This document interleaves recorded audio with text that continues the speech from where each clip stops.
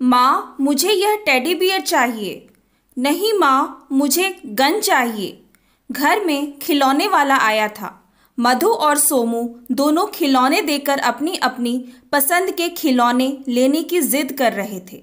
सोफे पर बैठी ललिता देवी बोली, बहू, सोमू को गन दिला दो। रीता, जा, टेडी बियर खरीदने की ज़रूरत नहीं है। जाके अपनी माँ का हाथ बटा।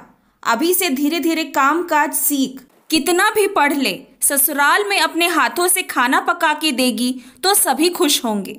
सोमू मधु को अंगूठा दिखाते हुए गन पसंद करने लगा। मधु यानी कि मैं आंखों में आंसू लिए माँ से सट कर खड़ी हो गई। जानती थी दादी के सामने माँ की एक न चलेगी। ऐसा हमेशा होता था। सोमू की हर जिद पूरी होती थी। वह अंग्रेजी स्कूल में पढ़ता था। मेरी शिक्षा सरकारी स्कूल में हुई थी। मुझे कभी कुछ न मिलता, अगर मिलता भी तो भाई के साथ शेयर करो, भाई को दो। पापा और दादी के बर्ताव के कारण मुझे अपने भाई से जलन होती। हर समय पराई धन हो, ससुराल जाना है, सास ससुर की सेवा करनी है आदि बातों से कान पक गए थे।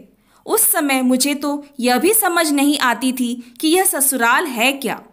भाई को अंग्रेजी के छोटी छोटी लाइनें बोलते देख मुझे लगता काश मैं भी अंग्रेजी स्कूल में पढ़ती।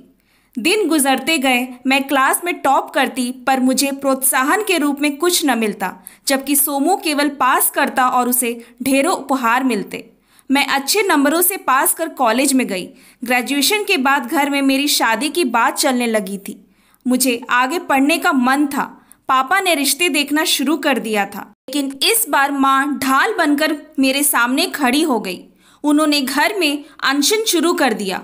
कहा, मधु जरूर आगे पढ़ेगी, अपने पैरों पर खड़ी होगी, तभी इसकी शादी होगी। माँ का यह रूप देखकर सब अवाक हो गए। दादी ने ज्यादा हो हल्ला नहीं किया और मेरी दाखिला MBA में हो गया। MBA कर मैं जॉब करने लगी। इस दौरान मेरा परिचय रितेश से हुआ। हम दोनों एक दूसरे को पसंद करने लगे थे। घर में फिर से मेरी शादी की बात चलने लगी थी। मैंने माँ से रितेश के बारे में कहा।